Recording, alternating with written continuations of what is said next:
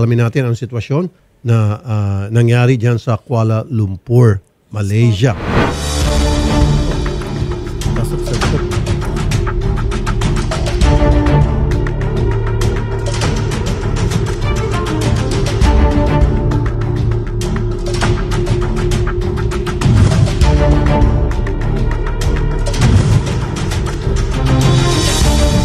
Nandyan pa daw po. 30. Yes po. Okay.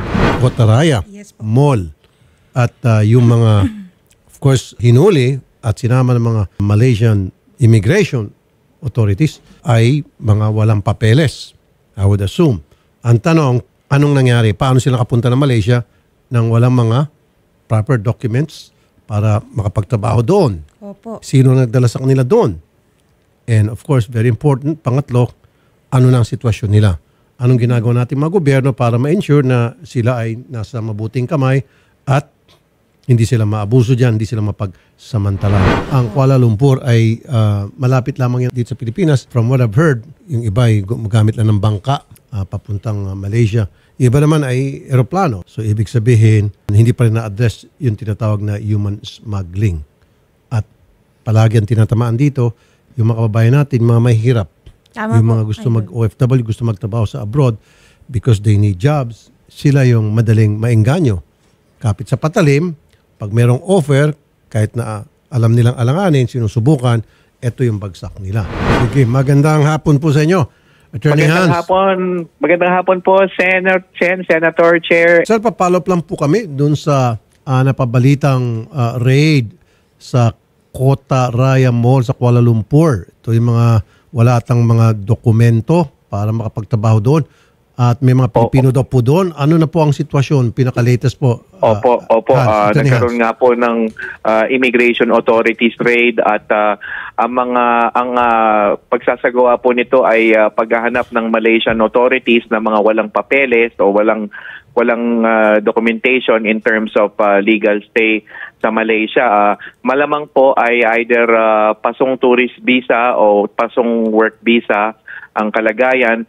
200 yung unang nakuha sa mall, dinala sa detention center at napawalan po yung karamihan. Ang natitira po ay 30 na Pilipino, and rest assured nakatutok po yung abogado natin, ang police attaché natin sa embahada natin sa Kuala Lumpur ay activated na rin po para tumutok sa sitwasyon.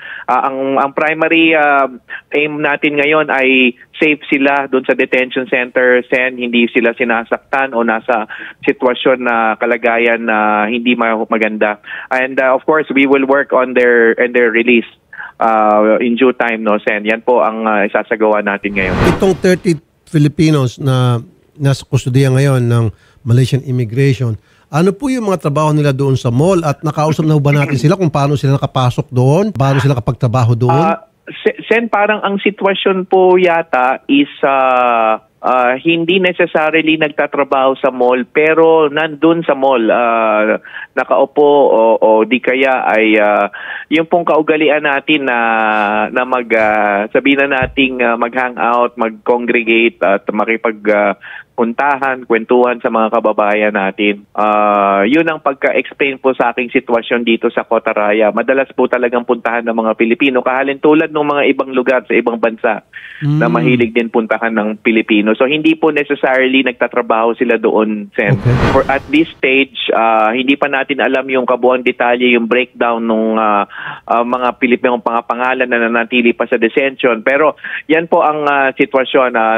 Dumating yung immigration authorities, nagtanong ng kanilang legal status at out of dun sa mga tinanong, hindi lang yung initial po na 200, hindi po necessarily Pilipino.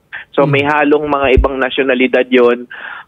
Ang mga Pilipinong total na nakuha from the mall, hindi ko pa makuha yung eksaktong bilang, pero ang estimate po natin mga 92, at least mga 90, no? And then of the 90, napawalan yung mga 50 at natira mga 60, natira mga 30. Okay. Kasi ang sinagawa po, Sen, is tinawagan yung mga kanilang mga employer to confirm na meron silang legal na trabaho.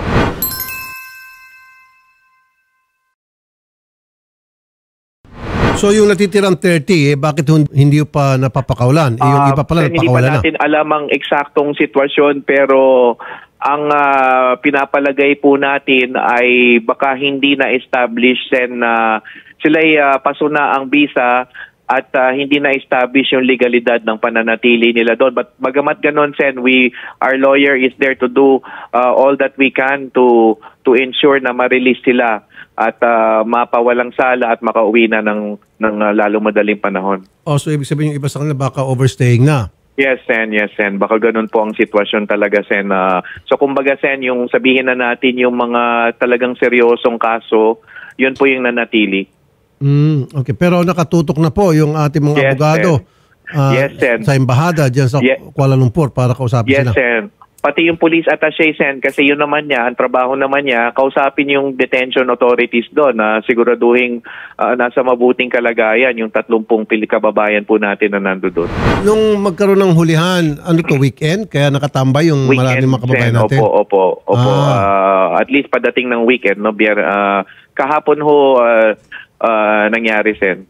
So siguro parang day off nitong mga kababayan natin at Sen. tumatambay lang, nagpapalamig dyan sa mall. Yes, Sen. At yung Kotaraya, parang yan, Sen, yung hindi ko na po papangalanan, pero parang yung kahalintulad ng ibang lugar Singapore. yan sa ibang bansa.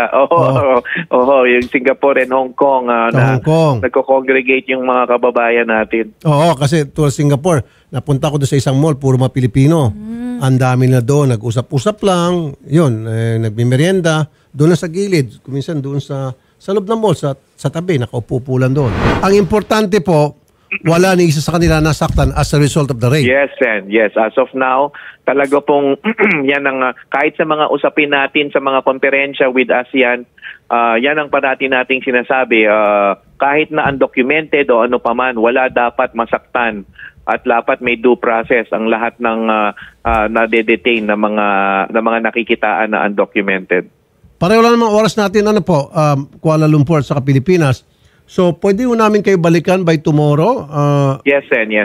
Interesado po ako malaman kung bakit tumatagal na sila, inabot na.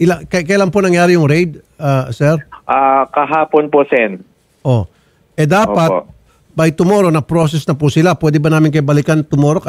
Sabado, bukas, balikan namin kayo tomorrow at ng tanghali. By then, meron tayong magandang update sa sitwasyon itong tatlong po. Sige po, Sen. Opo, Sen. Yes, Sige, for now, Attorney Hans, kami po nakatutok at from time to time, kami po tatawag sa inyo, mga staff namin. Salamat po, Attorney Hans. Yes po, Sen. Maraming salamat din po, Sen. Mabuhay po kayo. So, ang good news, hindi human trafficking. Tulad ng pinapangambahan ng ilang mga netizens natin.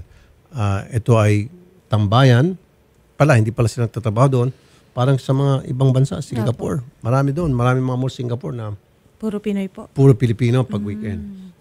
Yung iba hindi naman magsha-shopping, nandun lang, congregate dahil day off, kausap yung mga kaibigan. Ganon din sa Hong Kong. Ganon palang nangyari. Ngayon, ang ginawa nitong Malaysian authorities, gumawa sila parang tawag na SONA sa mga pulis natin dito. Yung sinusuyod, yung mga lugar na pinaghinalaan nila, maraming mga nationalities na maaaring overstaying, wala na mga proper documents para i-deport. Okay po. Ganon. Meron na rin pala mga napauwi na, ito natitira pa, kailan pa siguro ng confirmation doon sa kanilang employer. Kasi tambay lang sila doon sa mall, day off. So tatanungin yung mga employers nila na talagang trabaho ba ito sa inyo? Tapos pakita ng dokumento. Pag nakapagpakita ng mga dokumento, ilalarga na. So, yan ay warning sa ating mga kababayan din. Huwag masyadong magpakampante, pulong-pulong kayo doon sa isang mall na napakarami ninyo. Yan yung mainit sa mata ng mga otoridad. Siguro, punta rin kayo sa ibang lugar. O magkanya-kanya. Separate kayo. Huwag yun sa isang lugar magkumpul-kumpul. Although maganda nga kung minsan magkumpul-kumpul doon sa isang lugar para makapagbalitaan kayo. Yun lang time na yung kapwa mong Pinoy sa isang lugar makikita mo parang sa Pilipinas ka lang, komportable ka. Kaya kung minsan hindi na iwasan yun. Doon sila masaya. Ingat na lang siguro.